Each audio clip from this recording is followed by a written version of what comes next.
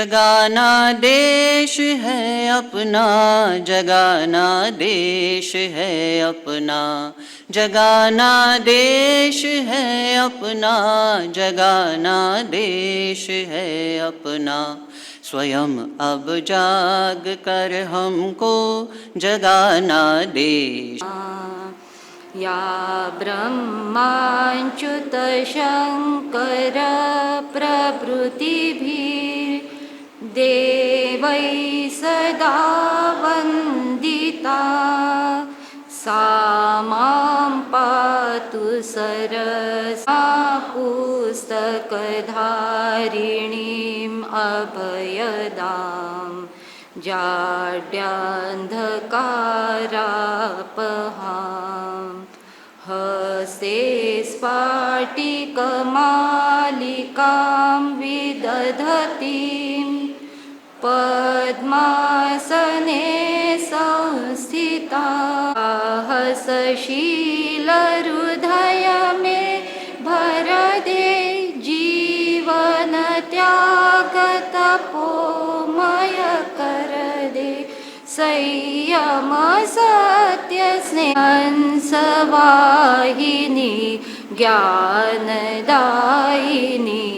अम्ब विमलमति दे। सभी गुणीजनों का मैं लोकमान्य तिलक शिक्षण समिति एवं न्यास की ओर से स्वागत करती हूँ, अभिवादन करती हूँ। मंचासीन महानुभावों से विनम्र आग्रह करती हूँ कि वे माँ वाग देवी के समक्ष दीप प्रज्वलन एवं पूजन कर कार्यक्रम का शुभारंभ करें।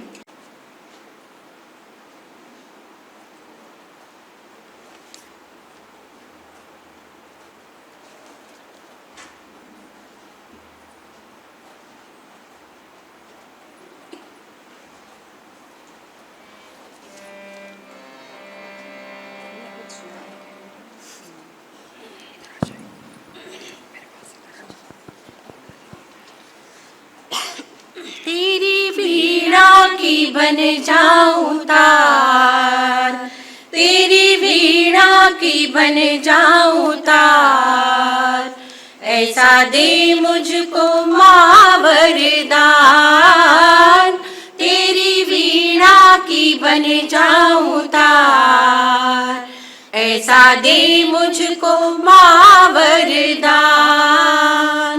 जय माँ सरस्वती, जय माँ सरस्वती, जय माँ सरस्वती, जय माँ सरस्वती। मैं भी जानूं सुरों का सार, ऐसा दे मुझको माँ वरदान। तेरी वीणा की बन जाऊं तार, ऐसा दे मुझको माँ वरदान। जय माँ सरस्वती। मंचासीन अतिथियों के परिचय हेतु मैं आदरणीय सुनील शर्मा सर को मंच पर आमंत्रित करती हूँ। नमस्कार। शिक्षक अभ्यास वर्ग के उद्घाटन सत्र में आप सभी का स्वागत, वंदन, अभिनंदन।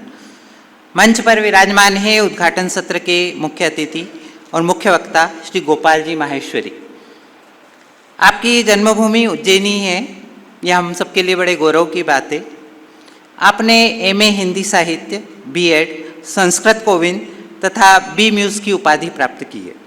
हिंदी साहित्य में आपका अमूल्य योगदान है। आपकी अनेक कृतियाँ प्रकाशित हुई है, जिनमें पद्मश्री डॉक्टर विष्णु श्रीधर वाकणकर जी की जीवनी, गाथा वीर शिवाजी की, गद्य पद्यमय जीवनी, दूसरा बेटा, कहानी, नींव के पत्थर, प्रेरक प्रसंग उल्लेखनीय है। आपकी कहानी संग्रह पहले वाली बस को साहित्य अकादमी द्वारा पुरस्कृत भी किया गया है। आपने हिंदी गद्य की विविध विधाओं में बाल साहित्य की रचना की है, जिनमें बाल नाटक, बाल उपन्यास, बाल कहानियाँ उल्लेखनीय हैं। स्वतंत्रता संग्राम के बाल बलिदानी और बाल साहित्य में षड ऋतु वर्णन विशेषकर है। इसके अलावा बाल काव्य संग्रह यह भी आपके प्रकाशित हुए हैं। आप देवपुत्र बाल मासिक के कार्यकारी संपादक हैं।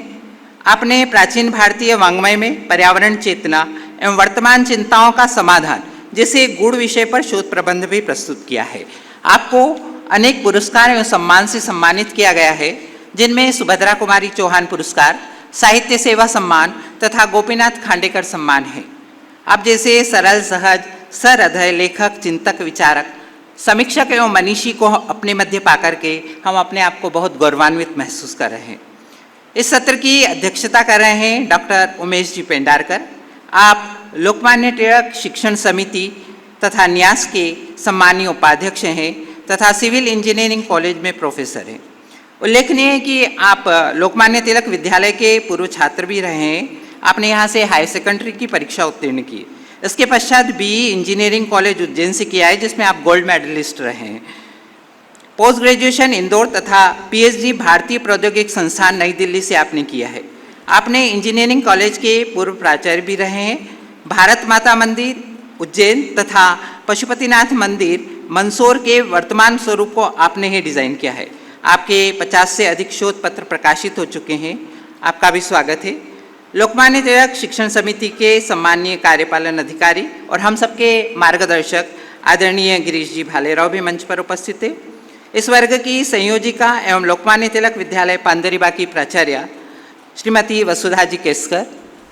इसके अलावा हमारे मध्य में समिति के सदस्य श्री अवधूत जी काळे भी उपस्थित है। आपका भी स्वागत है। धन्यवाद सर। अतिथि देवो भव। अतिथि में देवत्व का वास होता है।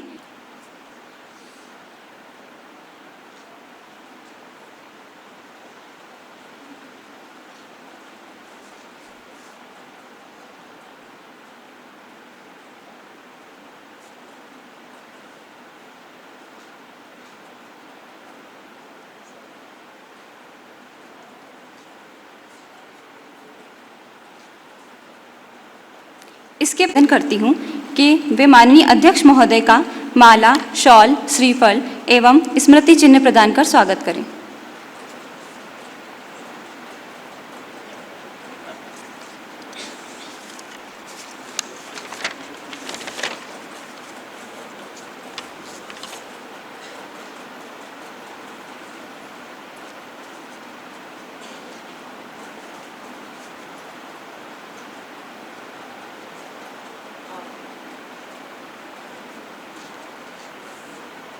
आदरणीय श्रीमती केसकर मैडम को मंच पर आमंत्रित करती हूँ। आज हमारे शिक्षक अभ्यास वर्ग के उद्घाटन सत्र के मुख्य वक्ता माननीय श्री गोपाल जी माहेश्वरी आज की अध्यक्षता कर रहे डॉक्टर उमेश जी पेंडारकर, कार्यपालन अधिकारी महोदय, लोकमान्य तिलक शिक्षण समिति के सदस्य श्री अवधूत जी काळे, आज हमारे मध्य श्रीमती माहेश्वरी जी भी पधारी हुई है,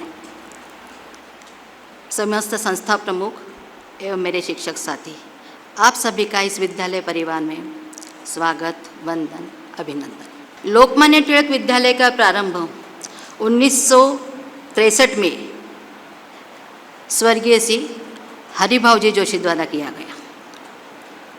प्रारंभ में ये संस्था बीज रूप में थी, परंतु वर्तमान में ये संस्था पल्लवित होकर वृक्ष के समान हमारे समक्ष है।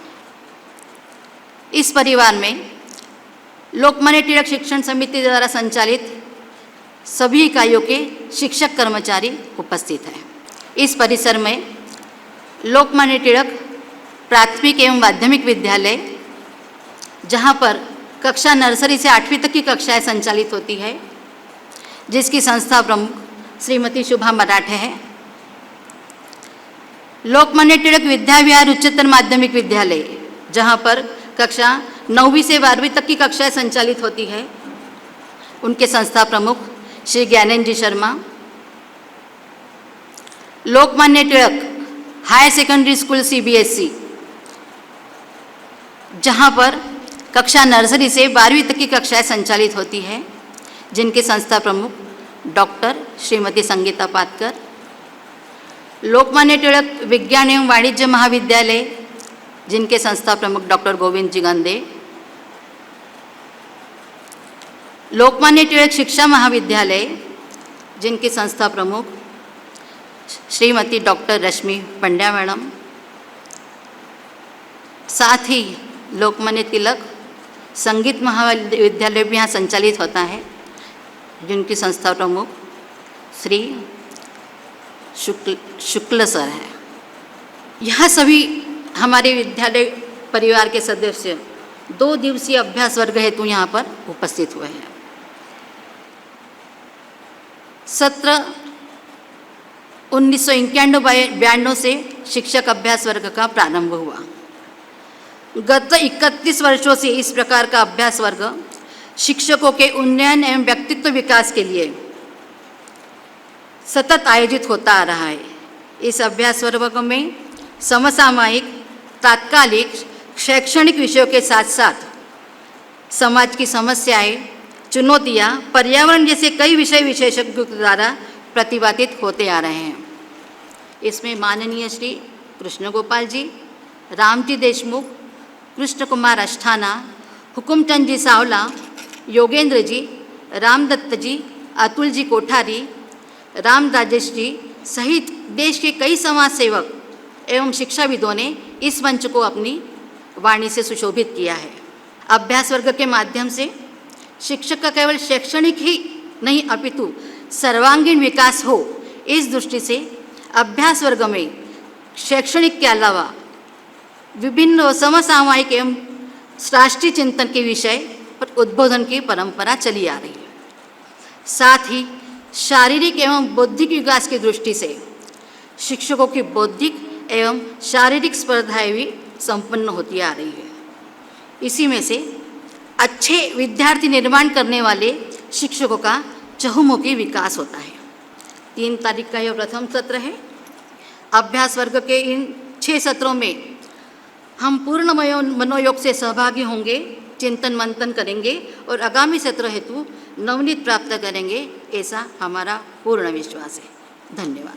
महोदया, अतिथि उद्बोधन के पूर्व मैं व्यक्तिगत गीत हेतु लोकमान्य तिलक विद्यालय CBSE से आदरणीय श्रीमती भावना रत्न पारखे मैडम को मंच पर आमंत्रित करती हूँ। गति के सोपान नूतन चढ़ रहा है, चढ़ रहा है, प्रगति के सोपान नूतन चढ़ रहा है, चढ़ रहा है।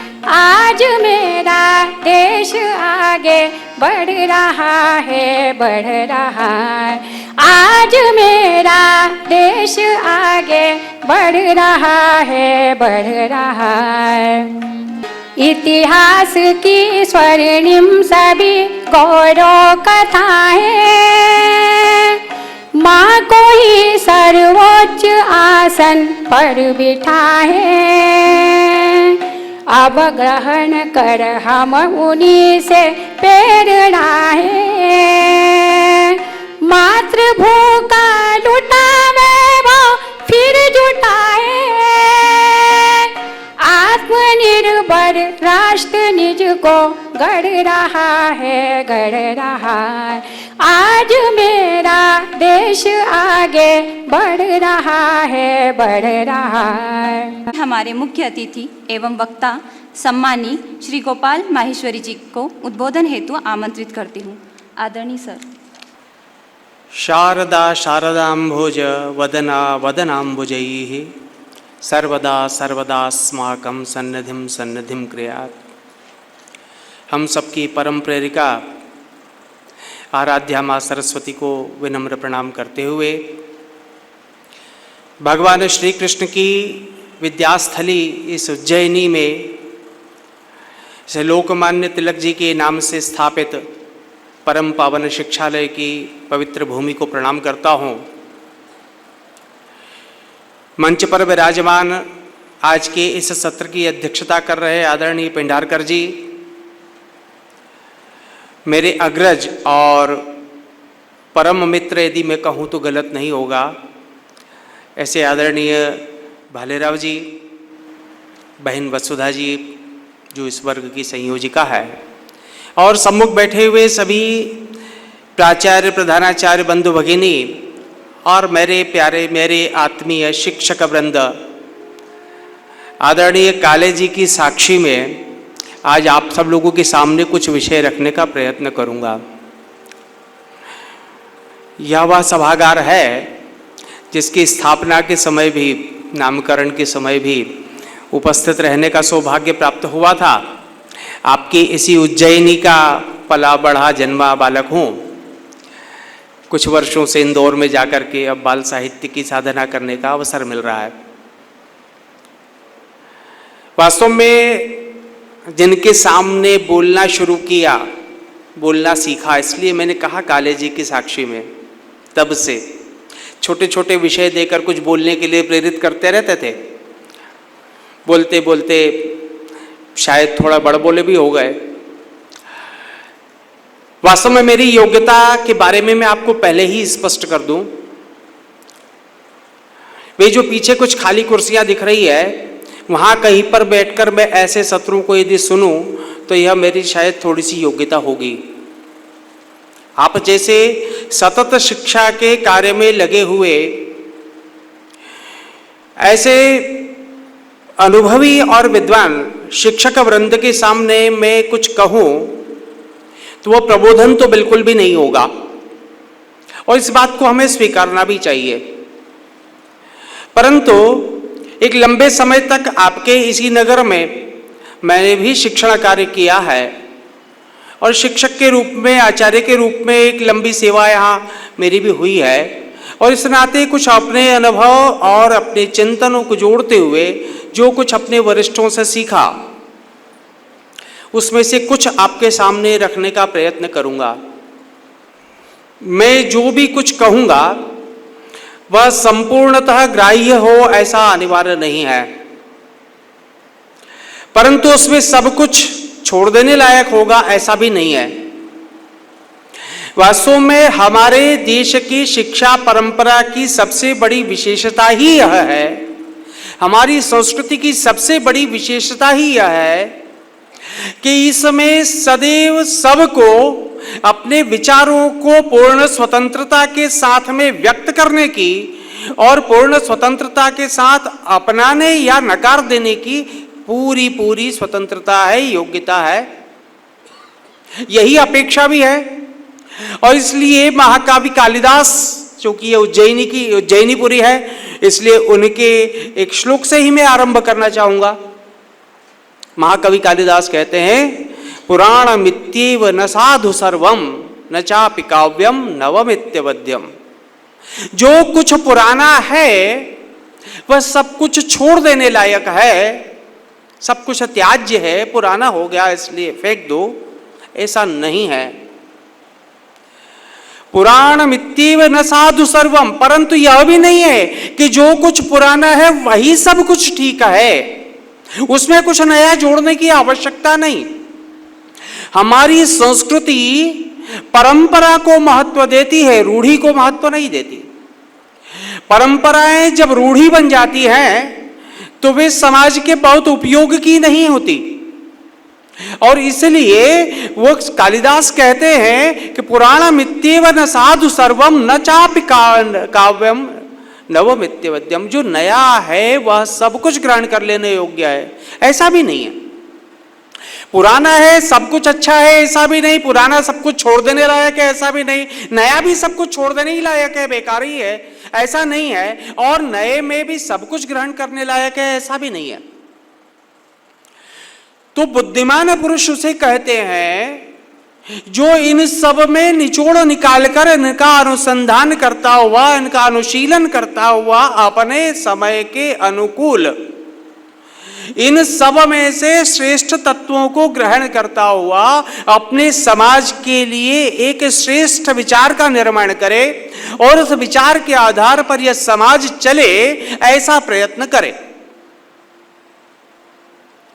वास्तव में जब यह विषय निर्धारित किया गया तो मुझे नहीं पता आदरणीय गिरीश जी के मन में क्या कल्पना रही होगी, परंतु मुझे जो लगा कि भारतीय संकल्पना ऐसा शब्द जब हम प्रयोग करते हैं तो शायद श्रोताओं के मन में भी और वक्ता के मन में भी ऐसा ही लगता है कि मुझे वेद पुराणों से आरंभ करके कुछ पुराने श्लोकों का उद्धरण दे करके कुछ पुराने चरित्रों का उल्लेख करते हुए और अपनी बात रखना होगी।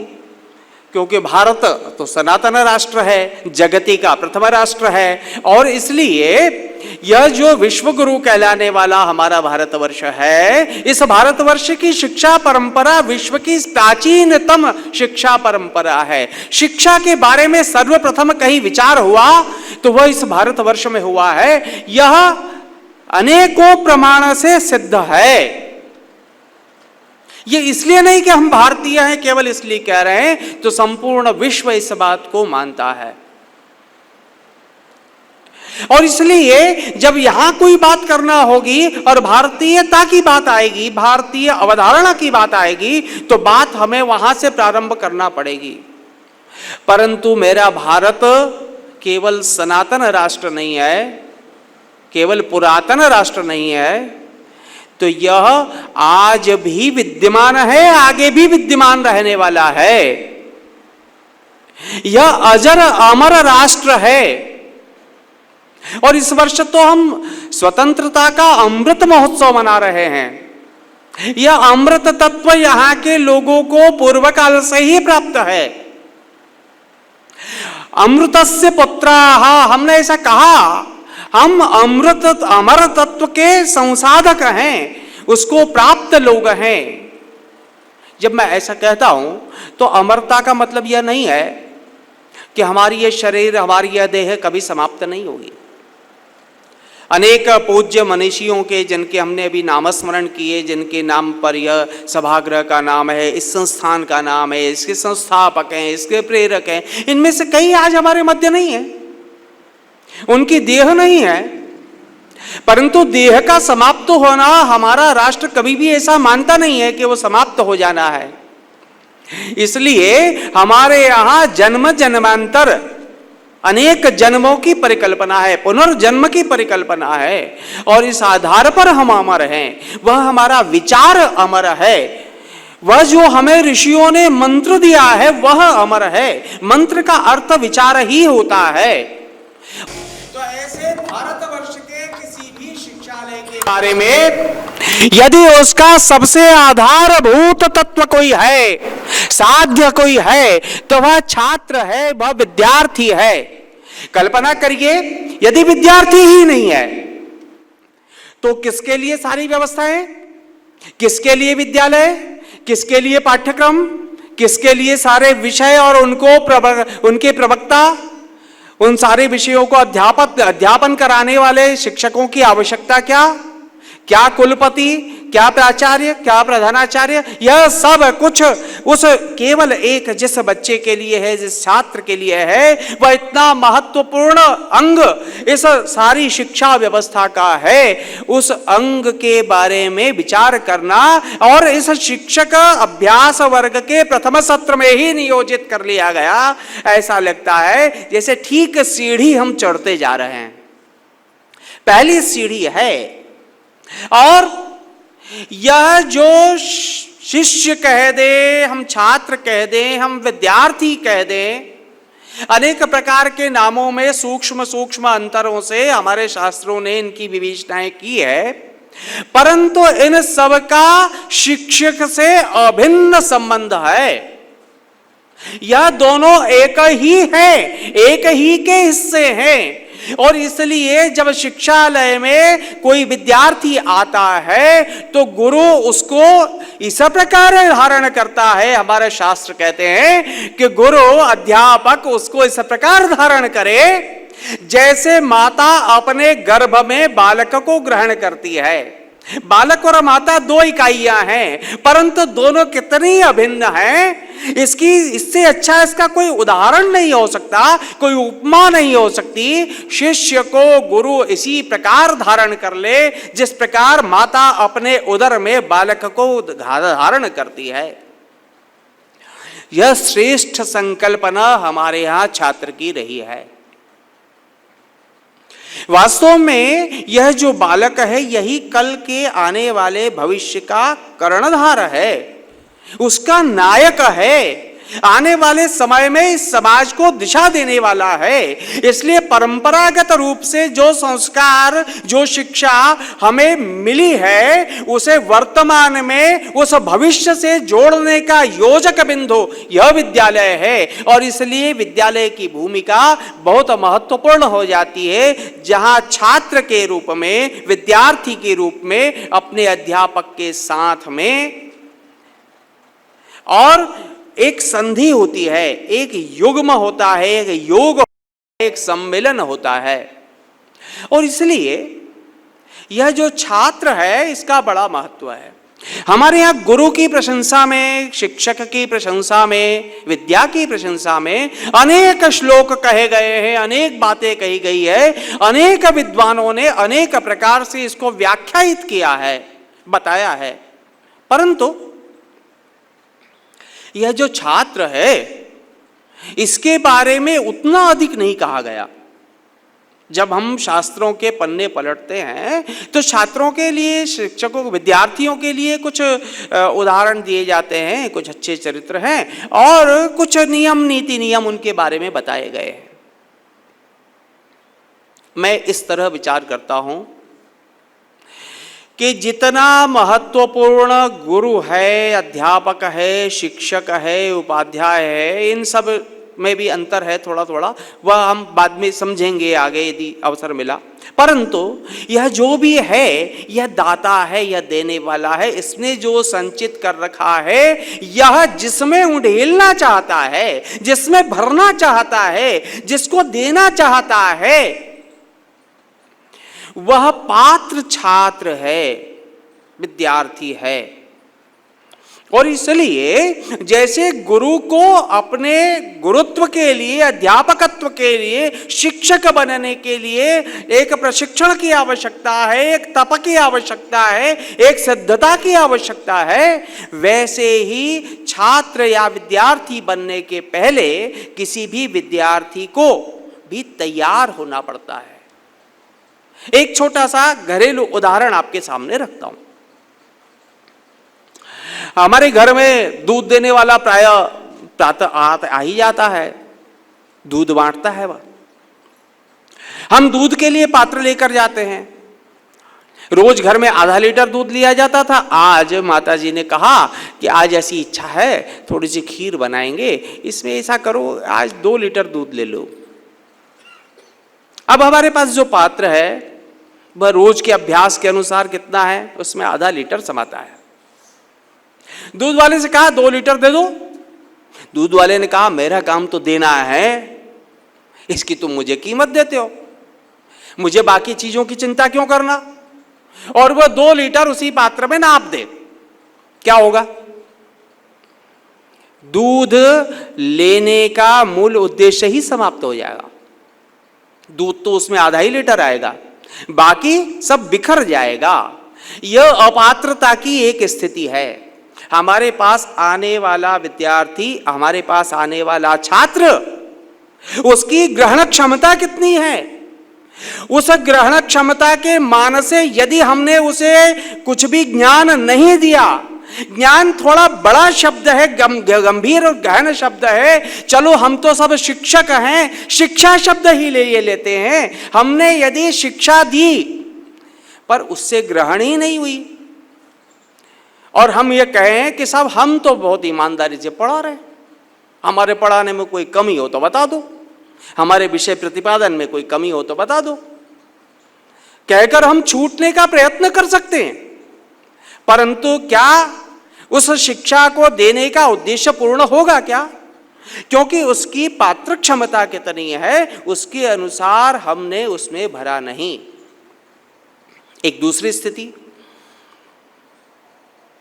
इस पात्र को हम बड़ा कर लें, ठीक है, इतनी अकल है हम में, 2 लीटर लेना है, 2 लीटर लायक पात्र लिया, पात्र तो लिया, पर ये 2 लीटर वाली जो भगोनी थी ना, ये बहुत दिनों से काम नहीं आती थी, पुरानी रखी हुई है। अब उसमें पता नहीं कब उसकी पेंदी मांजते मांजते एक दिन उसमें कोई छेद हो गया, वो दिखाई भी नहीं देता। अब दूध ले लिया हमने, उसमें क्या होगा? दूध उसमें से बिखरने लगेगा, धुल जाएगा है। अब वह दुग्धधारा प्रवाहित होगी तो वो कोई शिव जी की पिंडी पर तो गिर नहीं रही, वो तो ऐसे ही बिखर रही है, खराब हो रही है, किसी के काम नहीं आ रही है। विद्यार्थी है हमारे पास, पात्र भी है, वो समझ सकता है, परंतु उसका ध्यान एकाग्र नहीं है। वो हम भरते जितना है उतना किसी दूसरे मार्ग से वापस निकल भी जाता है, ठहरता नहीं है, उसमें स्थिर नहीं रहता। उद्देश्य की पूर्ति होगी क्या? नहीं होगी। पात्रता का यह दूसरा दोष है। तीसरा दोष, भगोनी उठाई तो मां ने कह दिया, अरे तुम्हें पता है कुछ घर के अंदर, कभी घर में भी ध्यान दे लिए करो, वह भगोनी तो फूटी हुई है, उस तो पहले में कहां लिए जा रहे हो? अच्छा, मैं दूसरी ले लेता हूं। दूसरी उठा ली। रात्रि को उसमें जो भोजन बना था उसके कुछ कण चिपके रह गए थे, और रात भर में वह जो अन्न के कण थे वे बासने लग गए, दुर्गंध करने लगे। ध्यान कौन दे इतना? पहले ही 2 बार पात्र बदला बदली हो गई है, अब तो ले लुआ के खत्म करें। वो दूध वाला भी जल्दी कर रहा है, और फटाक से हमने उसमें दूध ले लिया। अब दूध क्या होगा? खराब हो जाएगा, दूषित हो जाएगा। हम तो विद्यालय में बहुत अच्छी अच्छी बातें बता रहे हैं, बहुत अच्छा शुद्ध दूध एकदम, परंतु पहले से उस पात्र में कुछ विद्यमान है, कहीं मिल जाता है, कहीं बाद में गिर जाता है, और वो सबको दूषित कर देता है, सबको खराब कर देता है। बताइए, उस प्रकार खराब हुए दूध की खीर कौन बनाएगा और किसको खाने को मिलेगी? छात्र के लिए पात्रता स्थापित करना, पात्रता उसमें योग्य पात्रता पहले ही लाना पड़ेगी, उसके बाद में और फिर हम जो है और उसके अंदर कुछ भी ज्ञान संचित करेंगे तो वह स्थिर रहेगा, वह उपयोगी होगा, वह शुद्ध होगा, वह पोषक होगा। हमारा ज्ञान विद्यार्थी में जाने के बाद यदि वह समाज के लिए पोषक नहीं है तो ज्ञान का उद्देश्य ही समाप्त है। फिर ज्ञान देकर करना क्या है? और इसलिए विद्यार्थी की यह भूमिका यहां से प्रारंभ होती है, और इसलिए बहुत आवश्यक है कि उसकी पूर्व तैयारी हो। यह पूर्व तैयारी कब से और कहां और कौन कराएगा? हमारे पास तो बच्चा आया तो हमने पढ़ाना शुरू कर दिया, हमारा काम इतना ही है, यहीं से शुरू होता है। परंतु भारतीय मनीषा कहती है, हमारे ऋषि कहते हैं, नहीं, आपका काम यहां से शुरू नहीं होता। यह अकेले आपका दायित्व तो नहीं है। शिक्षा यह संपूर्ण समाज का दायित्व है, और जिस संपूर्ण समाज ने उससे लाभान्वित होना है, उससे पोषित होना है, उससे रक्षित होना है, उस समाज ने इसकी चिंता करना पड़ेगी। तो समाज का छोटा स्वरूप कहां? जहां से बालक आता है, वह बालक आता है माता पिता से।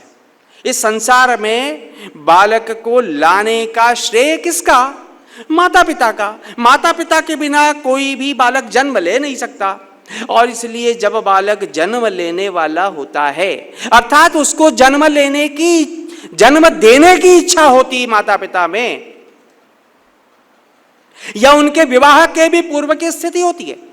विवाह के भी पूर्व जब लड़की और लड़का बड़े हुए और उन्होंने ये सोचा बड़े होकर हम भी कभी विवाह करेंगे, माता पिता बनेंगे, उस दिन से संस्कार बनना प्रारंभ हो जाते हैं। अभी तो वह जीव आया ही नहीं है, गर्भ में भी नहीं आया है। भारतीय शास्त्र यह कहता है, भारतीय अधिजनन शास्त्र यह कहता है, तब से वे संस्कार बनना प्रारंभ होते हैं, और तब से उनमें योग्यता लाना होगी जो संतति जन्म लेने वाली है। मैं फिर याद दिला रहा हूं, अभी विवाह भी नहीं हुआ है। विवाह होगा, फिर संतति होगी, फिर 9 मास गर्भ में रहेगी, उसके बाद जन्म लेगी, फिर 5 वर्ष तक बड़ी होगी, तब स्कूल में आएगी, तब विद्यालय में आएगी। उसके इतने पहले से उसमें पात्रता पैदा करना, योग्यता पैदा करना, यह आरंभ होना चाहिए, यह विचार आना चाहिए। यह भारतीय विद्यार्थी की संकल्पना है। मेरा बेटा कैसा बनेगा, मेरी बेटी कैसी बनेगी, उसे क्या बनाना है। अब जब माता पिता इस प्रकार का सुचिंतन करते हुए अपने परिवार के सहयोग से उस परिवेश को बना करके और संतति को जन्म देते हैं, जन्म के पश्चात माता प्रथम गुरु ऐसा कहा है, मां उसके संस्कार बनाना शुरू करती है। छत्रपति शिवाजी महाराज पर एक संपूर्ण व्याख्यान होने वाला है, इसलिए ज्यादा नहीं बोलूंगा। परंतु बचपन में क्या था, पिताजी तो बाहर थे, नौकरी करते थे। मैं सामान्य भाषा इसलिए बोल रहा हूं कि आजकल हम सबके परिवार में भी ऐसे ही सब बहुत कुछ स्थितियां बनी रहती हैं, और इसलिए मैं ऐसा न लगे कि शिवाजी की बात हो रही है ना, हमारे क्या काम के शिवाजी हुए होंगे, आज से इतने साल पहले हो गए, 300-400-500 साल पुरानी बात हो जाएगी तो अब उसका आज क्या मतलब। ऐसा नहीं, आज भी मतलब है, बात का मतलब है। मैंने पहले ही कहा, व्यक्ति समाप्त होते रहते, विचार अमर रहते हैं। शिवाजी की मां जीजा माता क्या करती है, बचपन में अच्छी कहानियां सुनाती शिवाजी को। शिवाजी अभी पढ़ने नहीं गए, उसके पहले की घटना है। वे उन्हें खेल भी ऐसे खिलाती जिससे कुछ संस्कार मिले। वे उनको ऐसे शौर्य प्रसंग सुनाती है जिनके कारण उनमें वीरता का भाव उत्पन्न हो। यह विद्यार्थी की पात्रता पैदा की जा रही है। यह सब पूर्व की तैयारी यदि नहीं होगी तो विद्यार्थी असली विद्यार्थी बनेगा नहीं। अरे हम सब जानते हैं, दादाजी कुंडदेव ने उन्हें सिखाया, उसके बाद हम जानते हैं समर्थ गुरु रामदास स्वामी मिले। रामदास जी तो कितने बाद में मिले, परंतु उनने मिलते ही उनका जो तत्वज्ञान था, उनका जो राष्ट्र चिंतन था, जो समाज चिंतन था, वह शिवाजी में संक्रमित कर दिया। क्यों हुआ ऐसा? इतनी जल्दी कैसे हो गया? ऐसा इतनी जल्दी तो नहीं होता है। इसलिए हो गया कि पूर्व से वो जो पात्रता निर्मित हो गई थी, योग्यता निर्मित हो गई थी। इस संपूर्ण सभागार के अंदर विद्युत परिपथ बिछा हुआ है, लाइन बिछी हुई है, पंखे की जगह पंखा लगा हुआ है, माइक की जगह माइक लगा हुआ है, बल्ब की जगह बल्ब लगा हुआ है। और इसलिए जब भी आवश्यकता लगती है, जैसे ही हमने स्विच ऑन किया, जैसे ही उसका खटका दबाया, वैसे ही प्रकाश, हवा, ध्वनि विस्तरण, ये सब कुछ प्रारंभ हो गया। क्यों? ये पहले से तैयारी थी। ये सब तैयारी ना हो, इसमें बीच में कहीं खंड हो, अवरोध हो, इसमें करंट ही नहीं आ रहा हो, ये लाइन व्यवस्था बनी हुई नहीं हो, तो कितने भी बार हम उस खटके को ऊपर नीचे करके, उसको बंद और चालू करके हम तोड़ दे, भले ही घिस जाए वो, परंतु हमारा उद्देश्य पूरा नहीं होगा। और इसलिए विद्यार्थी के लिए यह पूर्व तैयारी समाज में हो, इसके लिए चिंता भी, इसके लिए प्रबोधन भी हमको ही करना पड़ेगा। यह शिक्षक ने बताना पड़ेगा, क्योंकि शिक्षक केवल बच्चे नहीं है, वो तो समाज का शिक्षक है। समाज ने मिलकर उसको कहा है, भाई तुम्हारा काम यह है, शिक्षक का काम है। जैसे हम किसी को यहाँ पर द्वार पर खड़ा कर दें और खड़ा कर दें, भाई देखो अंदर जो है बौद्धिक चल रहा है, कार्यक्रम चल रहा है, इसलिए बाहरी कोई भी व्यक्ति अचानक आ जाए तो वो यहाँ घुसा न चला आए। वरना बाहर कोई एडमिशन कराने भी आया होगा तो ढूंढता ढूंढता आ सकता है। कहीं आज तो ऐसा लग रहा है सारे जो सर मैडम है, जो सारे आचार्य अध्यापक वृंद है, वो सब अंदर ही है, चलो वहीं मिल लेते हैं उनसे, गुस्सा आएगा वो। इस समय उसका प्रवेश यहाँ पर अपेक्षित नहीं है, उसको रोकने के लिए हमने द्वार पर किसी को नियुक्त किया हुआ है।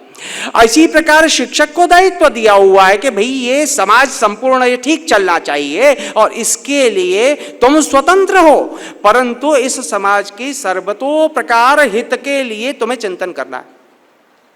और इसलिए हमारे यहाँ आचार्य पर, गुरु पर, ऋषि पर राजा का भी दंड नहीं होता था, राजा की व्यवस्था से भी वह परे होता था, हस्तक्षेप नहीं होता था। जब से शिक्षा में राजकीय हस्तक्षेप बढ़े हैं, शिक्षा का स्वरूप बदलता चला गया। छात्र के बारे में हमारे यहाँ ऐसा व्याख्या की जाती है कि जो छात्र है ना, यह छात्र उसको कहते हैं जो गुरु की सन्निधि में जाकर गुरु से जब ज्ञान प्राप्त करे तो गुरु में जो विगुण है, विगुण शब्द पर ध्यान दीजिए, उन विगुणों को ढांक दे, उनको प्रकट न होने दे। गुरु के विगुणों को प्रकट न होने दे। अब विगुण शब्द थोड़ा कठिन लगता है, कम प्रयोग में आता है। संस्कृत में तो है, हिंदी में कम प्रयुक्त होता है। विगुण यानी क्या? विगुण यानी ऐसा गुण के वह चीज, वह विषय, वह गुरु जानता तो है, पर उस समय सम्यक प्रकार से उसे प्रकट नहीं कर पाया। सरल से उदाहरण से समझना है तो कक्षा में किसी विद्यार्थी ने किसी शिक्षक से कोई प्रश्न पूछ लिया, और प्रश्न पूछ लिया तो गुरु को उसका उत्तर उस समय नहीं याद आ रहा, आता नहीं, कभी पढ़ा होगा, विस्मृत हो गया। भाई प्रश्न तो अनंत है, कोई भी कितने भी पूछ सकता है, उत्तरदाता तो एक ही है, शिक्षक है। वो 40 बच्चों से के सामने खड़ा है, उसकी 2 आंखें उन सबको देख रही है, वो तो ठीक है, पर वो 40 बच्चों की 80 आंखें भी तो लगातार उसी को देख रही है। और इसलिए ऐसा कभी हो जाए तो यह कहना, देखा आज तो मार साहब को भी कुछ नहीं आया, आज तो सर को भी कुछ नहीं आया, चुप हो गए, उत्तर नहीं दे पाए, देखा मैं कितना बुद्धिमान हूं। पहली बात तो भाई तू बुद्धिमान नहीं है। बुद्धिमान होता तो ये प्रश्न करता ही क्यों? तूने प्रश्न किया मतलब तू वो नहीं जानता, जो तू नहीं जानता वो उस समय गुरु नहीं बता पाए, और इसलिए उस चीज को किसी से बिना कहे बार बार पूछना। विद्यार्थी शब्द का संधि विच्छेद करेंगे तो विद्या के लिए जो गुरु से बार बार विनय पूर्वक निवेदन करे, जब मिले तब कुछ पूछे, कुछ जानने की कोशिश करे, वह विद्यार्थी कहलाता है। इस भाव से वह उसे, अब यहां गुरु का दायित्व भी शुरू होता है। मैंने कहा ये सब जुड़े हुए, ये एक के बाद एक शुरू होने वाली चीजें नहीं है। ये सब हमारे यहाँ मंत्र कहते हैं, इसलिए सहनावतु सहनो भुनक्तु सह वीर्यं करवावहै तेजस्विनावधीतमस्तु मा विद्विषावहै।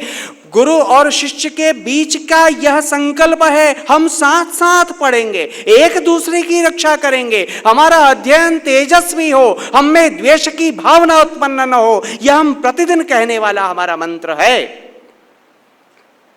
और इसलिए आप में से जिन्होंने पंचपदी शिक्षा पद्धति पढ़ी होगी, आचार्य के लिए जो शिक्षण के 5 पद है, उस अधीति, बोध, अभ्यास और अंत में प्रयोग और प्रसार, ये प्रयोग और प्रसार में जो प्रसार वाला भाग है, उस प्रसार वाले भाग के अंदर स्वाध्याय और प्रवचन, यह 2 चीजें सम्मिलित है। स्वाध्याय तो फिर भी अपने आप हो जाता है, परंतु प्रवचन के लिए उसे शिष्य चाहिए। इसलिए गुरुत्व के, अध्यापकत्व की अंतिम बिंदु तक पहुंचते पहुंचते, इसकी संपूर्णता तक पहुंचते पहुंचते शिष्य की उपस्थिति न होने पर उसका गुरुत्व, उसका शिक्षकत्व यह अधूरा ही रह जाता है। इसलिए शिष्य गुरु के साथ अनिवार्य अंग है, वह उससे पृथक करके गुरु की संकल्पना ही नहीं की जा सकती। इसलिए विद्यार्थी का बड़ा महत्व है। और इसलिए जब विद्यार्थी को गुरु सिखाता है, तब गुरु ने क्या उस ऐसे अवसर पर क्या करना होता है, शिक्षक ने क्या करना होता है, हम इसका उत्तर खोजते हैं। सही उत्तर है, ईमानदार उत्तर है, पर इसके लिए बड़ा साहस चाहिए। इसका उत्तर मुझे भी नहीं मालूम, आप और हम मिलकर खोजेंगे, आओ इसका उत्तर ढूंढते हैं। इसको अनुसंधान कहते हैं। यह अनुसंधान शिक्षण की श्रेष्ठ पद्धति है, जो ज्ञान की परंपरा को आगे ले जाती है, अन्यथा ज्ञान भी रूढ़ होकर रह जाएगा। और इस दृष्टि से हम यदि विचार करते हैं तो हम मिलकर खोजते हैं वाली परिस्थिति के अंदर गुरु और शिष्य का जो संबंध स्थापित होता है, यह सबसे महत्वपूर्ण संबंध है। अधिकांश हम में से क्या करते हैं, जितना आया उतना बता दिया, शेषम कोपेन पूरयेत। एक सूत्र दे दिया हमको किसी ने, बाकी तो हम गुस्सा करके, बहुत ज्यादा समझदार बन रहे हो क्या, सब आज ही पूछने हैं क्या, बताएंगे या बाद में बताएंगे, ऐसा कह करके डांट करके उसकी जिज्ञासाओं का समाधान कर देना। विद्यार्थी जिज्ञासा के कारण ही ज्ञान की परंपरा को ग्रहण करता है। आपने लज्जाराम जी तोमर का नाम सुना होगा। विद्या भारती अखिल भारतीय शिक्षा संस्थान जिसे हम कहते हैं, शिक्षा के क्षेत्र में एक बड़ा अनुषांगिक संगठन है अपना, और इसके प्रथम संगठन मंत्री, एक प्रकार से कहें कि उसके संस्थापक वे कहते हैं कि भाई सबसे अच्छा शिक्षक कौन? उनसे किसी ने पूछा भाई सबसे अच्छा आचार्य कौन, सबसे अच्छा शिक्षक कौन? उन्होंने कहा वह शिक्षक जो कक्षा में जाते ही पहले 5 मिनट में कक्षा के सब बच्चों के चेहरे को प्रश्नवाचक चिन्ह में बदल दे। वाक्य को समझिए, कक्षा में जाते ही पहले 5 मिनट में संपूर्ण कक्षा के बच्चों को प्रश्नवाचक चिन्ह में बदल दे, अर्थात उन सब बच्चों का ध्यान एकाग्र तो हो ही जाए और वे सब आगे क्या और क्या, ऐसा कैसे, यह सारे प्रश्न उसके दिमाग में आने लगे, उसके चेहरे पर उतर आए, तो समझो आपका विषय ठीक दिशा में जा रहा है, आप ठीक प्रकार से विषय का प्रतिपादन कर रहे हैं, आपकी विद्युत धारा ठीक से प्रवाहित हो रही है।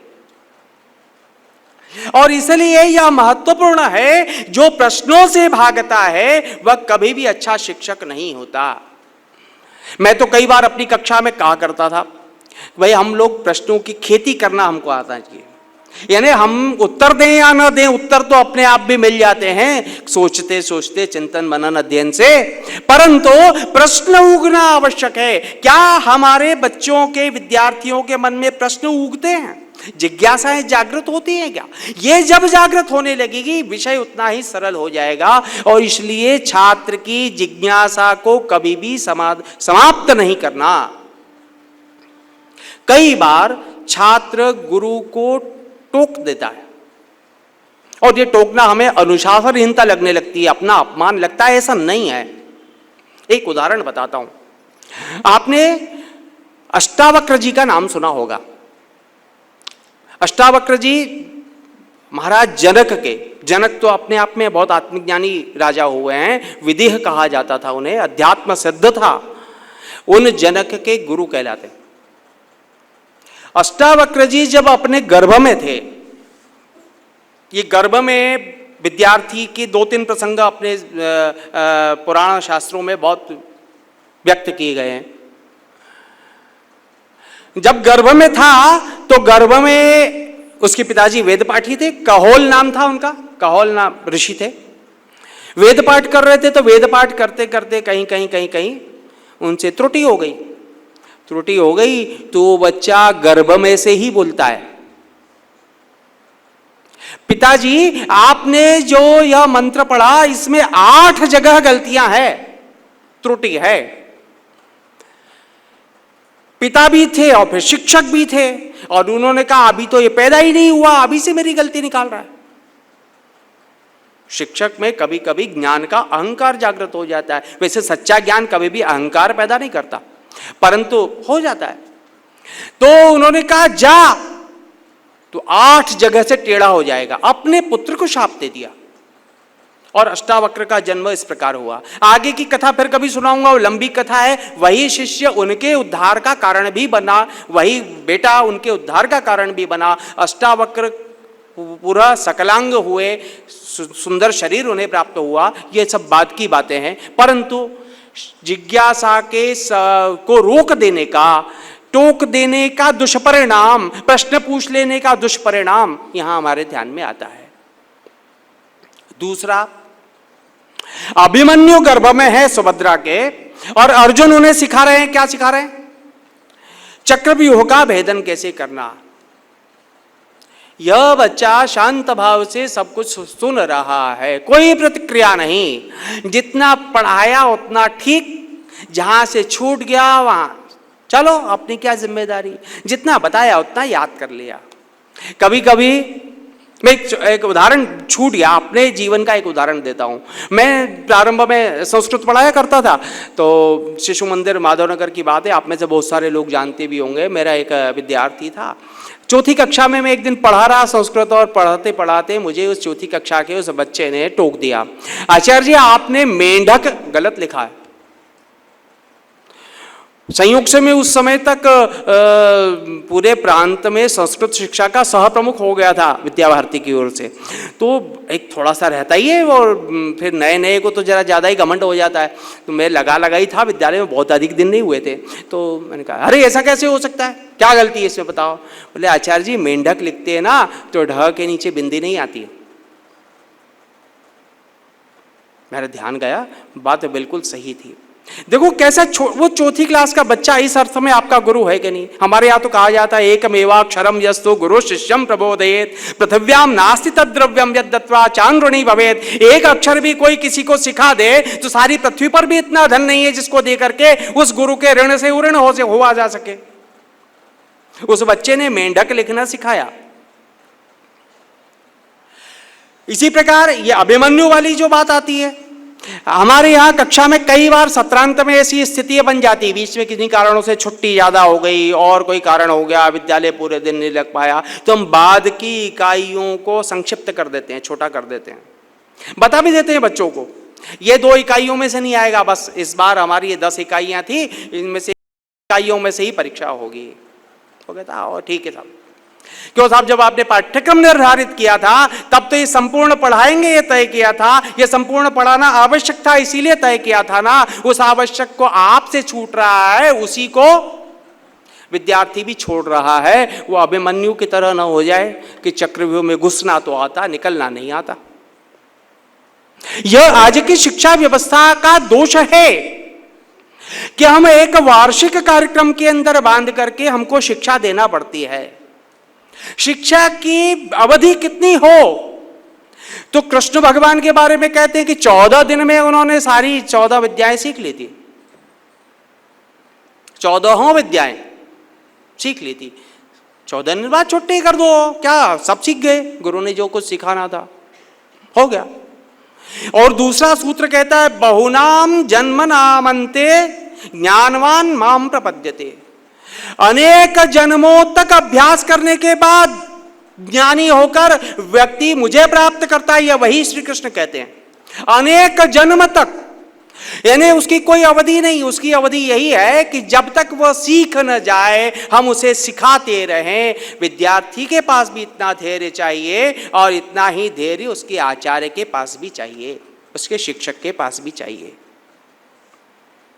और इसलिए हम आज के जमाने में उसको कैसे पूर्ति कर सकते हैं, आज की इन बंधी हुई व्यवस्थाओं में हम उसे कैसे चरितार्थ कर सकते हैं, क्योंकि केवल पुरानी कहानियां कहते रहने से तो आज का काम चलेगा नहीं। आज हमें जिस कक्षा में खड़ा होना है, जिन नियमों का पालन करना है, जिस व्यवस्था में हमको जाना है, जो भी कुछ है इस सब में हम कैसे करेंगे।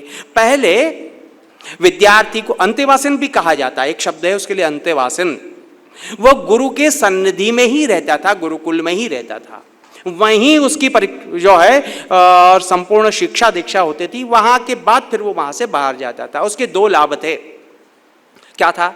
हमारे यहाँ विद्यार्थी को क्या करना होता था, तो विद्यार्थी को यह करना होता था कि जब गुरुकुल में रहता था तो गुरु की सेवा करे, उनसे प्रश्न पूछे, जब जो प्रश्न उपस्थित हो।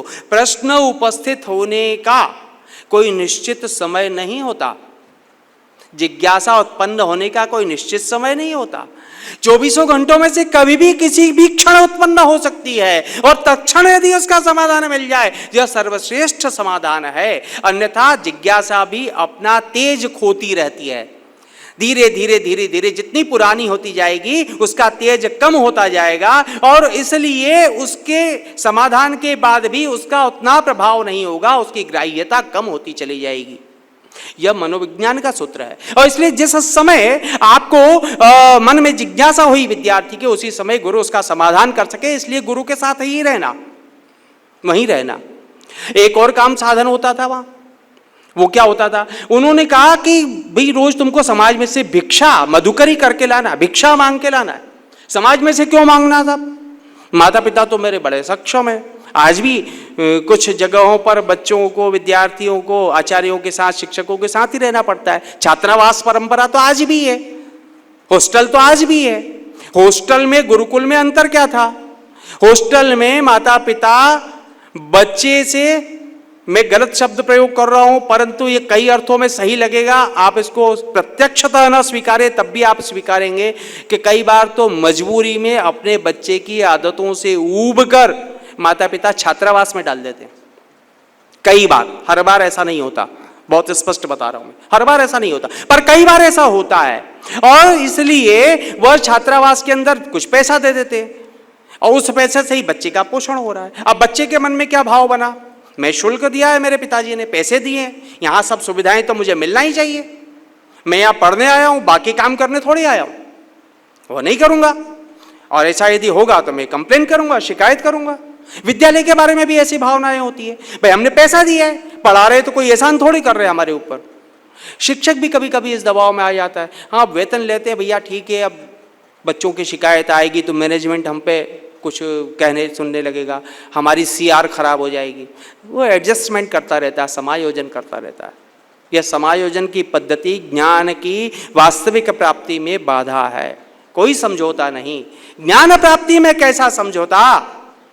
और इसलिए वह समाज से भिक्षा मांग कर लाता था, और समाज से भिक्षा मांगने के कारण जैसे जैसे उसमें ज्ञान बढ़ता जाता था, ज्ञान का अहंकार प्रतिदिन सम होता चला जाता था, क्षीण होता चला जाता था। और इसी समाज से मांग करके मैंने इस शिक्षा को ग्रहण करने के काल के अंदर अपने शरीर का पोषण किया है। इसलिए शिक्षा प्राप्ति के बाद इसी समाज के लिए इस शरीर से सारे कार्य, अपनी सारी योग्यताएं यह मैं अर्पित करूंगा, ऐसा भाव उसके मन में होता था। और जब वो समाज की बात करता था तब किसकी बात करता था? तब सब वो ये नहीं कहता था कि मैं भिक्षा मांगने कोई ब्राह्मणों के यहीं जाऊंगा, मैं तो क्षत्रिय हूं इसलिए क्षत्रियों के यहीं जाऊंगा, मैं किसी अस्पृश्य कही जाने वाली जाति के पास तो जाऊंगा ही नहीं। ऐसा नहीं, संपूर्ण समाज यानी संपूर्ण समाज। हमारे यहां यह एक बड़ी विडंबना है कि वर्ण व्यवस्था के नाम पर हमने समाज को इतना तोड़ दिया और हमने कहा यह व्यवस्था ही बेकार हो गई। व्यवस्था बेकार नहीं है, उसका हमने गलत अर्थ समझा है। एक बहुत अच्छा श्लोक, थोड़ा सा विषयांतर होगा परंतु आपके बीच में रखता हूं। हम सब अपने यहां घरों में कई बार पूजा करने पर बहुत प्रसिद्ध श्लोक है, हम कहते हैं करार बिंदेन पादार बिंदम मुखार बिंदे विनिवेशयंतम वटस्य पत्रस्य पुटे शयानम बालम मुकुंदम मनसा स्मरामि। बाल मुकुंद की यह आराधना है। लोमश ऋषि जब सब और प्रलय का जल व्याप्त था, कोई प्राणी नहीं शेष था, तब अपनी अत्यंत दीर्घायु होने के कारण लोमश ऋषि ने देखा कि बड़ के पत्तों के अंदर उसके संपुट में छुपा हुआ एक बहुत सुंदर बालक दिखाई दे रहा है। वो कर क्या रहा है? अपने हाथों से करार बिंदेन पादार बिंदम, पैरों का अंगूठा पकड़ करके अपने मुंह के अंदर घुसेड़ रहा है, डाल रहा है, चूस रहा है। एक श्लोक, एक ऋग्वेद का एक सूक्त का एक मंत्र, उस मंत्र को लेकर के बहुत आलोचनाएं आजकल समाज में होने लगी। और वह था ब्राह्मणों से मुखमासित बाहुराजन्य कृतः होरो तदस्य द्वेष्योपभ्याम गो शूद्रो अजायत। भगवान के मुख से ब्राह्मण और हाथों से क्षत्रिय और पैरों से शूद्र, बस ये वाक्य आया, पैरों से शूद्र, और सब बिफर पड़ते हैं। बहुत गड़बड़ हो गई, बहुत गड़बड़ हो गई। ऐसा तो कहना ही नहीं चाहिए, गलत, बिल्कुल खारिज। क्यों साहब? इन्हीं भगवान ने गीता में कहा गुण कर्म विभागशः, मैंने जो ये चातुर्वर्ण्यम मया सृष्टम, मैंने तो ये चातुर्वर्ण अपने गुण और कर्म के अनुसार बनाए। इतने बड़े समाज को हम कभी भी वर्ग में बांटे बिना तो इसका कुशल संचालन कर ही नहीं सकते। आप सब भी कहीं कोई प्राथमिक, कोई पूर्व प्राथमिक, कोई उच्चतर माध्यमिक, कोई माध्यमिक, फिर उसमें भी कोई फिजिक्स का, कोई गणित का, ये तमाम वर्गों में बटे हैं कि नहीं बटे हैं? इन्हीं वर्गों को हम वर्ण कह दे तो क्या इसमें क्या गलती हो गई? और उन्हीं भगवान का जो स्वरूप है वह यह बालमुकुंद का स्वरूप है। वह क्या कर रहा है? यह हाथ जिनको उसमें क्षत्रिय कहा, ये पकड़ करके पैर जिनको उन्होंने शूद्र कह दिया था, उसको लेकर ब्राह्मण जो मुख है उसके अंदर डाल रहा है, उसमें से रस ले रहा है। वो रस कहां जा रहा है? पेट में जा रहा है। और इस प्रकार वो एक संपूर्ण सृष्टि का पहला बालक हमें उपदेश दे रहा है कि संपूर्ण समाज अखंड है, एक दूसरे से जुड़ा हुआ है। इसलिए खाली भगवान के सामने घंटी बजाते हुए श्लोक को कहते समय समाज के इस स्वरूप का और हम आकलन करें, इस समाज का इस रूप का दर्शन करें। करार विंदेन पादार बिंदम, अब आपको लगेगा समाज कैसे परस्पर जुड़ा हुआ है। यह नए अर्थ खोजना होंगे, यह बच्चों को बताना होंगे, नहीं तो उनकी अपनी परंपराओं, अपने शास्त्रों, वेदों, पुराणों के प्रति अनास्था पैदा होगी। जहां बीच में अनर्थ कर दिए गए, जिन षड्यंत्रों के कारण इनके गलत अर्थ बना दिए गए, उनको शोधन करके नया अर्थ पुनः प्रकट करना, यह आज की समय की सबसे बड़ी आवश्यकता है, शिक्षकों की सबसे बड़ी जिम्मेदारी है। राष्ट्रीय शिक्षा नीति के अंतर्गत भी यही बात कही कि अपनी परंपरा से जोड़ते हुए हम इन सारे विषयों का प्रतिपादन करें। और विद्यार्थी की यह परिकल्पना, यह समाज के लिए विद्यार्थी का निर्माण होना है और इसलिए वह समाज के लिए काम करेगा। इसके हमारे यहाँ कई उदाहरण हैं। आज का बच्चा क्या चाहता है भाई? आज का बच्चा चाहता है कि उसे शिक्षा मिले, तो कैसी मिले? जिससे पैसा कमाया जा सके। गलत तो नहीं कह रहा हूं मैं? पैकेज मिले, अच्छा बढ़िया पढ़ लिख जाएंगे, इसीलिए पढ़ता है वो। पढ़ने का उसके सामने और कोई उद्देश्य नहीं है। माता पिता भी इसलिए पढ़ाते हैं, इतना बड़ा त्याग करते हैं साहब माता पिता तो, भले ही ये पढ़ लिखने के बाद विदेश जाकर बस जाए। हम वृद्धावस्था में बुढ़े बुढ़ी घर में बैठे रहेंगे अकेले, उसकी याद करते रहेंगे, वो अच्छा कमाने लग जाए, बस बढ़िया पैकेज मिल जाए। क्या पुत्र को जन्म देने का, पुत्री को जन्म देने का यही उद्देश्य था क्या? नहीं। तो उसे कैसी शिक्षा चाहिए? ऐसी शिक्षा चाहिए जो उसको पैसा दे सके। ठीक बात है। और कैसी चाहिए भाई? पैसा कैसे आएगा भाई? कुछ काम आएगा तुमको तब तो पैसा आएगा। खाली ज्ञानी होने से थोड़ी पैसा आ जाता है।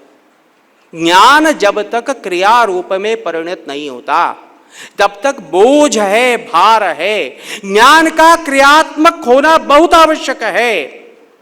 अब मैं फिर एक श्लोक आपको बताता हूं और शायद एक नए दृष्टिकोण से उस पर आप विचार कर सकेंगे। हम प्रातः काल उठते हैं तो एक मंत्र हमारे हिंदू परिवारों में पढ़ने की परंपरा है। ऐसे हाथों का दर्शन करते हैं और हम कहते हैं कराग्रे वसते लक्ष्मी, कर मध्य सरस्वती, कर मूले तु गोविंद, प्रभाते कर दर्शनम। क्या मतलब इसका? अर्थ हम में से कई लोग जानते हो। हाथ के अग्र भाग में लक्ष्मी का निवास है, मध्य भाग में सरस्वती का निवास है, इसके मूल में गोविंद का निवास है। इसलिए मैं सुबह सुबह उठकर और ऐसे इनमें इनका दर्शन करता हूं। केवल इतना नहीं, इस दर्शन के पीछे का दर्शन समझे। कराग्रे वसते लक्ष्मी, इन हाथों के अंदर पैसे आए, नोट आए, ये सबकी इच्छा रहती है। ठीक है, ये आए, इसके लिए आवश्यकता क्या है? मध्य में सरस्वती का वास हो। अब ये मध्य क्या है? कोई पूछे यार सरस्वती का हाथ से क्या संबंध? मस्तिष्क से संबंध हो, हृदय से संबंध हो, समझ में आता है ये सरस्वती का वास स्थान है, यहां से सरस्वती प्रकट होती। ये हाथ का क्या मतलब? ये राष्ट्रीय शिक्षा नीति में और हमारे यहां भी इसके पूर्व भी जिस क्रिया आधारित शिक्षा की बात की जाती है, जिस कौशल विकास की बात की जाती है, ये कराग्रे कर मध्य सरस्वती वही है। इन हाथों में कौशल का विकास हो तो कराग्र में लक्ष्मी का निवास रहेगा ही। परंतु बात यहां समाप्त नहीं हो जाती। हमने कौशल प्राप्त किया, उससे पैसा कमाने लगे, यहां पूर्ण नहीं होती है भारतीय शिक्षा। भारतीय विद्यार्थी को यह सिखाया जाता है कि यह लक्ष्मी है, तो यहां कौन है? यहां गोविंद है। इस गोविंद को इस लक्ष्मी से मिलाओ। अर्थात हमारा कर्म और भाग्य दो ही प्रकार की बात चलती है समाज में। या तो हमारा जीवन चरित्र निर्माण सब हमारा कर्म से होता है, या कुछ भाग्यवादी लोग होते हैं, वो कहते हैं होइए सोई जो राम रचि राखा। तो भाग्य का प्रतीक भी यह हस्तरेखाएं और कर्म का, कौशल का प्रतीक भी यह हाथ। और इनके यहां पर लक्ष्मी जी है, यहां पर गोविंद है। गोविंद आध्यात्मिकता है। इन लक्ष्मी नारायण का मिलन करवा दो तो मुट्ठी बंधती है। यह मुट्ठी जिंदाबाद मुर्दाबाद करने के लिए नहीं बनती। इस मुट्ठी का, इस संगठन का मतलब यह है कि इस समस्त इंद्रियों को हम एकत्र करके, एकाग्र करके इस प्रकार का धन और विद्या अर्जित करें जो कि समाज के लिए पोषक हो। यहां पर शिव जी भी बैठा सकते थे, ऋषियों को क्या एक श्लोक ही तो बनाना था। यहां ब्रह्मा जी को भी बिठा सकते थे, न ब्रह्मा न विष्णु। यहां पर किसका स्थापना की? गोविंद की। गोविंद की क्योंकि विष्णु ही समाज की पोषक शक्ति है, पालक शक्ति है। इस समाज का पालन करने वाले हम बने, इसलिए यह हमारा हाथ उठा है। यह हाथ हड़ताल के लिए नहीं उठा हुआ, यह हाथ उठा हुआ संकल्प के लिए। और इसलिए कराग्रे वसते लक्ष्मी, कर मध्य सरस्वती, कर मूले तो गोविंदा, यह एक संकल्प की बात है जो हम उठते ही सबसे पहले करते हैं। इस प्रकार हमारी यह जो शिक्षा है, इस शिक्षा में विद्यार्थी के अंदर यह सब भावनाएं भरना, यह सब विचार भरना, ऐसा उसका चिंतन बनाना, उसके बाद हिंदी, गणित, भूगोल, विज्ञान, साइंस, अकाउंट्स जो भी पढ़ाना सब पढ़ाना, ये सब बात की बात। ऐसी भाव भूमिका में कोई भी विद्यार्थी के पास में जब कोई भी अन्य विषय पहुंचेगा तो वो उसकी दक्षता का उपयोग अपने समाज के लिए, अपने राष्ट्र के लिए, और केवल अपने राष्ट्र और समाज के लिए नहीं तो संपूर्ण मानवता के लिए करेगा। अब यहां आते ही आरंभ में हमने एक वंदना कही थी, उसमें कहा मानवता का त्रास हरे हम मानवता का त्रास हरने वाले हैं, मानव का भी नहीं, मानवता का। यह जो मनुष्यत्व है यह संत्रासित होता है जब ज्ञान की धारा कहीं और बह जाती है, और इसलिए उस विद्यार्थी को सत्पात्र बनाने का यह दायित्व भी हमारा ही है। उसको सत्पात्र बनाकर उसको ज्ञान से परिपूरित कर दें और वह इतना कुशल हो जाए कि वह ज्ञान वह अन्य में संक्रमित कर सके। एक दिया जलता है और दिया जलता है, उसके पास में जब दूसरा दिया आता है तो वो उसको भी जला देता है। इसकी ज्योति कम नहीं होती पर उसकी ज्योति द्विगुणित हो जाती है, प्रकाश द्विगुणित हो जाता है, वह किसी और दीपक से मिलता है, धीरे धीरे संपूर्ण दीपावली बन जाती है। यह होता है। परंतु विचार करिए, क्या दिए के पास केवल दिए का आ जाना बहुत पर्याप्त है क्या? उस दीपक के अंदर यदि बाती नहीं है, उसमें तेल नहीं है या घी नहीं है तो वो जलेगा क्या? वह कितना ही संपर्कित रहे वह नहीं जलेगा। यह शिष्य की, यह छात्र की, यह उसकी पात्रता है। उसमें यह सब तैयारी पहले से करके तब विद्याध्ययन उसका यदि प्रारंभ होगा तो फिर उस विद्याध्ययन के कारण वह भारत को विश्व गुरु बना पाएगा। तब विश्व गुरु का महत्व समझ पाएगा, विश्व गुरु क्यों बनाना यह समझ पाएगा। और ये सब बातें यदि नहीं होंगी तब हम कैसे कह सकते हैं कि हमारा यह प्राचीन राष्ट्र जिस परम वैभव के शिखर पर था, उसी परम वैभव को हम आज की इस नई पीढ़ी के सामने उस दृश्य को रख पाएंगे, उस लक्ष्य को रख पाएंगे, और यह पीढ़ी उस लक्ष्य की प्राप्ति में सक्षम होगी। और इसलिए यह बहुत आवश्यक है कि हम उस छात्र के ऊपर अत्यंत सतर्क दृष्टि रखें।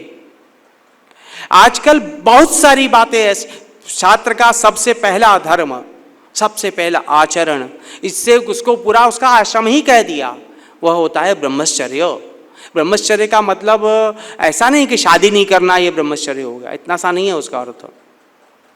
इस संपूर्ण जगत के अंदर ब्रह्म भाव से तटस्थ होकर के और उसका संपूर्ण समाज का सेवन करना, उस समाज के साथ व्यवहार करना, समभाव से करना, समरसता के साथ करना, कोई भेदभाव नहीं है। क्योंकि अभी तो हम तैयार हो रहे हैं, हमें फिर यहाँ से जैसी आज्ञा मिलेगी, जैसी समाज की आवश्यकता होगी, उस क्षेत्र में जाकर अपनी अर्जित विद्या के प्रभाव से जो भी कौशल हमने अर्जित किया है, हम उस कौशल के द्वारा इस समाज में श्रेष्ठता का निर्माण करेंगे। पर अभी जब हम पढ़ रहे हैं, हमें नहीं मालूम हमारा बाद में क्या होने वाला है। ऐसे ही कुछ बातें छात्रों के लिए आरंभ से हमारे यहाँ कही गई। समय समाप्ति की ओर है, मैं अपनी बात को समेटना चाहूँगा। एक बात हम ध्यान रखें, छात्र का यह जो परंपरागत रूप था, इस रूप में एक बड़ा अंतर, एक बड़ी क्रांति आई त्रेता युग में। त्रेता युग के अंदर जब माता सीता को वनवास हो गया और लव कुश महर्षि वाल्मीकि के आश्रम के अंदर विद्याध्ययन कर रहे थे, तब पहली घटना मेरी जानकारी में, मैंने जितना पढ़ा है उसके आधार पर, पहली घटना जब उन विद्यार्थियों को कहा तुम जाओ राजा के दरबार में, राजधानी में जाकर के अपने जो तुमने सीखा है इस बात को फैलाओ, इससे जो संदेश पहुंचेगा राजा को भी अपनी भूल का एहसास होगा, उसको उसका ज्ञान होगा। राजा भी कौन है, छोटा मोटा नहीं है। राम राज्य तो आज तक आदर्श माना जाता है ही, भगवान का अवतार है, वाल्मीकि भी जानते हैं। उसने इतना पराक्रम किया है, वाल्मीकि जानते हैं। राज्य की व्यवस्थाएं बहुत अच्छी है, वाल्मीकि जानते हैं, परंतु कहीं कोई एक त्रुटि हुई है। त्रुटि यह हुई है कि उन्होंने सीता माता को वनवास जो भेजने का निर्णय लिया, यह परंपरा रूढ़ी के आधार पर ले लिया। परंपरा में निरंतर यदि परिशोधन नहीं होता रहेगा तो वह रूढ़ी बन ही जाएगी, और इसलिए उन्होंने जाकर के लवकुश के माध्यम से पहली बार विद्यार्थियों ने अपनी संगीत कला, अपनी गायन कला, अपने काव्य के पाठांतर के आधार पर रामायण का गान श्री राम के दरबार में किया हुआ है। और यह पहली घटना है जब छात्र समाज के अंदर प्रत्यक्ष जाकर के छात्र रूप में ही समाज को प्रबोधित कर रहा है, सचेतक बना है। उसके बाद मध्यकाल में आ जाएं हम। चाणक्य का नाम हम सबने सुना है।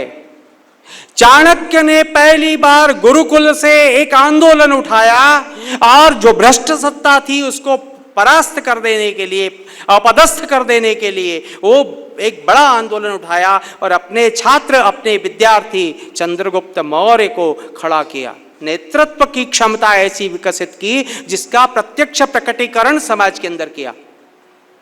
इसके पहले ऐसी बड़ी कोई घटना दिखाई नहीं देती। जब छात्रों ने जाकर यह काम किया, आचार्यों ने तो किया, कई बार किया, परंतु शिक्षकों ने इस काम को अपने छात्रों से भी करवाया। छात्र प्रत्यक्षतः उस प्रकार वहां पर उतरते हैं। उसके बाद और बाद का काल आ जाता है, आधुनिक काल हम जिसे कह सकते हैं। इस आधुनिक काल के अंदर हमने एक नारा सुना होगा, एक उद्घोष है, छात्र शक्ति राष्ट्र शक्ति। वास्तव में विद्यार्थी ने प्रत्यक्ष रूप से समाज जीवन के सारी समस्याओं के निदान के लिए अपनी ऊर्जा का उपयोग करेंगे, ऐसा मान करके एक संगठन का निर्माण हुआ जिसे हम सब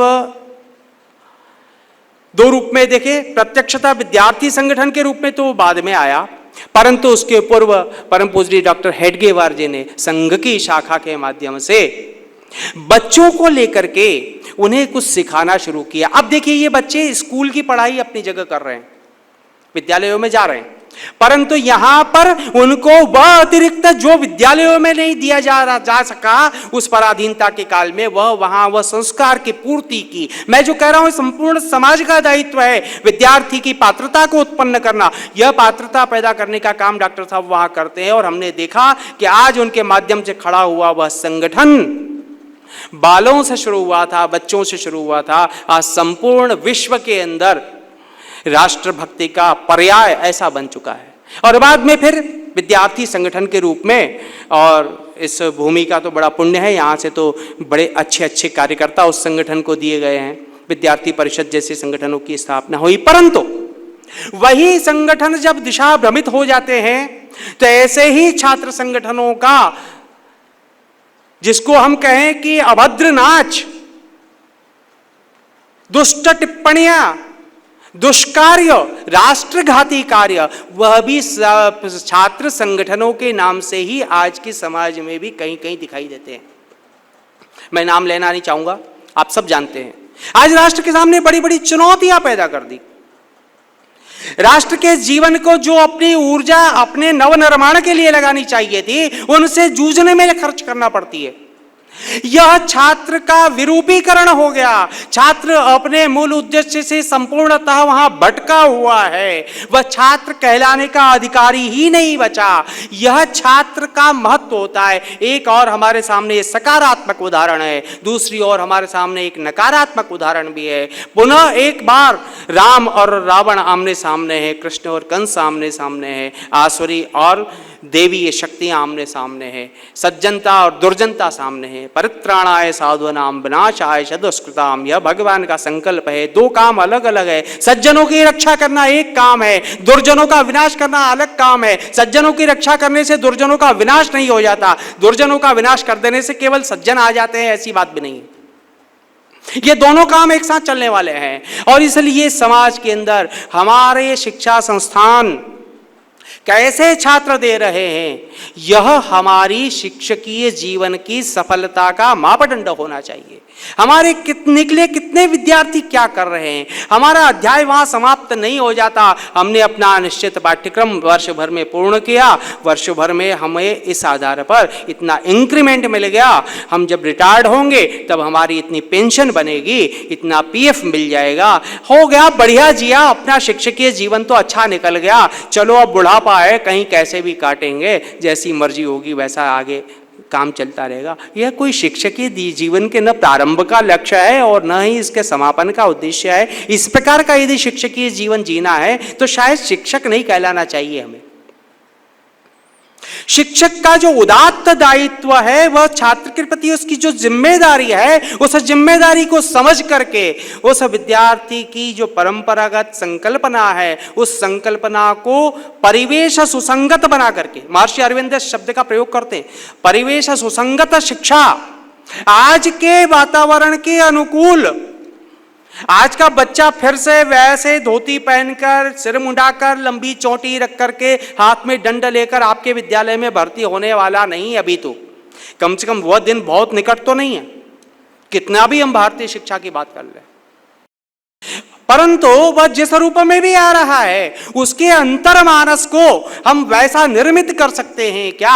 उसमें तो कोई बदलाव नहीं है, बाह्य स्वरूपों में अंतर आया होगा, परंतु आंतरिक रूप से उसकी भाव निर्मिति के अंदर, उसके संकल्प शुद्धि के अंदर हम सबकी महती भूमिका है। इस भूमिका का हम भली भांति निर्वाह कर सके, ईश्वर हमें यह योग्यता प्रदान करे, क्योंकि यह शिक्षकीय कार्य ईश्वरीय कार्य है और ईश्वरीय कार्य होने के नाते यदि ईश्वर ने हमें उस काम को संपन्न कराने के लिए चुना है तो वही परमात्मा हमें शक्ति, बुद्धि, प्रेरणा देंगे और वह सामर्थ्य प्रदान करेंगे कि फिर से कोई चंद्रगुप्त, कोई शिवाजी यह हमारे इस कक्षों से निकलेंगे, इस राष्ट्र का उद्धार करने के लिए निकलेंगे, संपूर्ण मानवता का परित्राण करने के लिए निकलेंगे। ऐसी ही अपेक्षा और इन्हीं शुभकामनाओं के साथ मैं अपनी बात को यहीं विराम करता हूँ। मैंने पूर्व में निवेदन किया, कुछ अनुचित कहा हो अपने विचार प्रवाह के अंदर तो उसे त्याज्य है, उसे आप छोड़ दीजिए। यत् सारभूतम तत्सेवनीयम, जो केवल सारभूत है उसी को ग्रहण करना चाहिए, बाकी को छोड़ना चाहिए, और जो छूट गया है उसको अपने आत्मचिंतन के द्वारा परिपूर्ण करना चाहिए। यही ज्ञान की परंपरा है, यही गुरु शिष्य के बीच का संबंध है। और इस प्रकार कुछ बातें आज आप लोगों के मध्य रखने के लिए मुझे इस न्यास ने अवसर दिया। आप सब लोगों ने धैर्यपूर्वक इतनी देर तक मेरी बातों को सुना, मेरी वाचालता को आप लोगों ने सहन किया, इस सब के लिए मैं आपके प्रति कृतज्ञ हूँ, बहुत बहुत आभारी हूँ। बहुत बहुत धन्यवाद। नमस्कार। अब मैं हमारे आज के कार्यक्रम की अध्यक्षता कर रहे सम्मानीय डॉक्टर उमेश पेंडारकर जी को अध्यक्षीय उद्बोधन हेतु आमंत्रित करती हूँ। आदरणीय सर। श्रद्धेय मंच एवं सदन में उपस्थित सभी सुधीजनों का मैं स्वागत करता हूँ, अभिनंदन करता हूँ, प्रणाम करता हूँ। 2 दिवसीय अभ्यास वर्ग के आज के प्रथम सत्र में जो विषय चुना गया था, विद्यार्थी की भारतीय संकल्पना, बहुत समयोचित, बहुत अच्छा विषय था।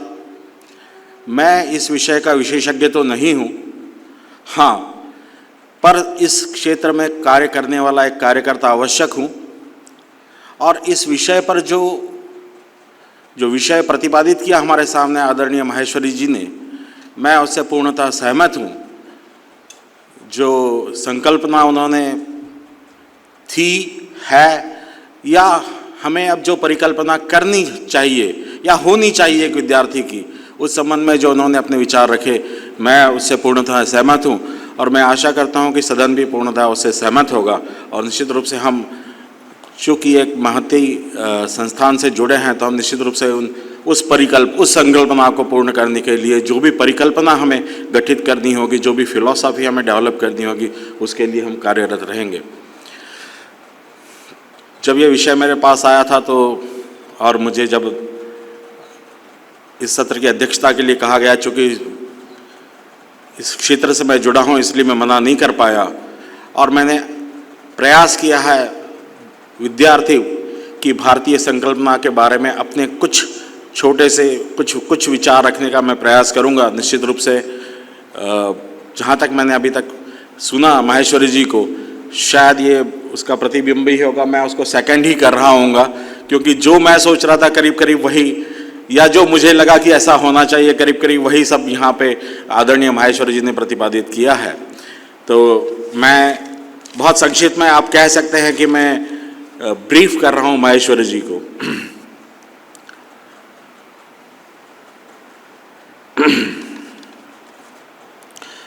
सबसे पहले विषय आता है विद्यार्थी क्या है, विद्यार्थी किसे कहेंगे, हम विद्यार्थी किसे कहेंगे। मेरे विचार से प्राय ज्ञानार्जन के इच्छुक व्यक्ति को विद्यार्थी परिभाषित किया जाता रहा है। विद्यार्थी की भारतीय संकल्पना समय काल एवं परिस्थितियों के अनुसार बदलती रही है। जैसे सर ने भी बताया, प्राचीन काल में मूलतः हमारी सभ्यता संस्कृति में ज्ञानार्जन के इच्छुक व्यक्ति को शिष्य संबोधित किया जाता था।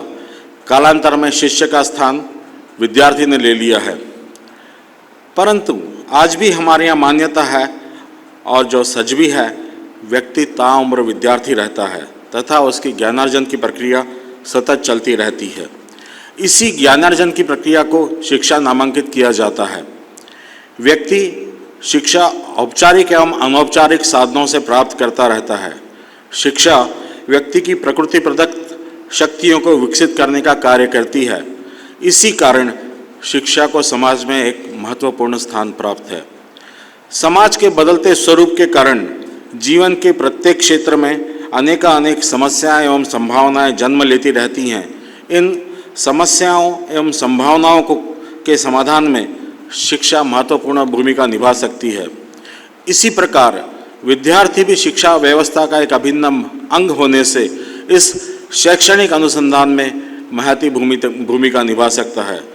जैसा कि मैंने पूर्व में भी कहा कि शिक्षा का मुख्य कार्य मनुष्य में निहित आंतरिक शक्तियों को विकसित कर बाहर लाना है, परंतु वर्तमान परिस्थितियों में विद्यार्थी शिक्षा को रोजगार पाने का एक साधन मात्र मानते हैं, जिससे नुकसान की संभावना बनी रहती है। इसी सोच के कारण विद्यार्थी केवल विद्यालयीन शिक्षा पर ही ध्यान केंद्रित करते हैं, वह बाहरी शिक्षा पर ध्यान नहीं देते हैं, जिसके कारण किताबी ज्ञानों में तो वे अच्छे बन जाते हैं, लेकिन व्यावहारिक ज्ञान में वे कमज़ोर रह जाते हैं, जिससे वे समाज पर एक बोझ के रूप में रहते हैं एवं शिक्षित होने के बावजूद समाज की उन्नति में उनका योगदान शून्य रहता है। अतः आज विद्यार्थी की संकल्पना को पुनः परिभाषित करने एवं नए सामाजिक परिवेश के अनुसार अच्छे विद्यार्थी की परिकल्पना प्रस्तुत करने की आवश्यकता है। अंत में मैं आप सभी का हृदय से आभारी हूँ कि आपने मुझे कार्यक्रम की अध्यक्षता का दायित्व सौंपकर मुझे गौरवान्वित किया। मैं पुनः आप सभी की कृतज्ञता ज्ञापित करते हुए अपना स्थान ग्रहण करता हूँ। धन्यवाद। जय हिंद, जय भारत। धन्यवाद महोदय। आभार अभिव्यक्तिपूर्व सूचना। अल्पाहार की व्यवस्था CBSE डोम में की गई है। साथ ही वहाँ पर स्वतंत्रता सेनानियों के छायाचित्रों की प्रदर्शनी भी, उसका भी अवलोकन अवश्य करें। अब आभार अभिव्यक्ति हेतु लोकमान्य तिलक विज्ञान एवं वाणिज्य महाविद्यालय से आदरणीय डॉक्टर गोविंद गंधे जी को मैं मंच पर आमंत्रित करती हूँ। सत्राध्यक्ष आदरणीय प्रोफेसर उमेश पेंढारकर जी, प्रमुख वक्ता श्री गोपाल जी माहेश्वरी, माननीय कार्यपालन अधिकारी गिरीश जी भालेराव, वर्ग संयोजिका श्रीमती वसुधा केसकर और इस सभागार में उपस्थित आप सभी को सादर अभिवादन। शिक्षक अभ्यास वर्ग में अपने व्यस्ततम समय में से समय निकालकर आदरणीय पेंढारकर जी ने आज अध्यक्षीय दायित्व का निर्वहन किया है। उनके प्रति मैं शिक्षण समिति की ओर से कृतज्ञता ज्ञापित करता हूँ। श्री गोपाल जी माहेश्वरी यद्यपि हमारे परिवार के हैं, फिर भी आज इस प्रबोधन के सत्र में आपने एक महत्वपूर्ण विषय पर हम सबको एक चिंतन के लिए दिशा दी। आपके प्रति भी मैं समिति की ओर से हार्दिक धन्यवाद ज्ञापित करता हूँ। धन्यवाद महोदय। यह सत्र यहीं पर समाप्त होता है।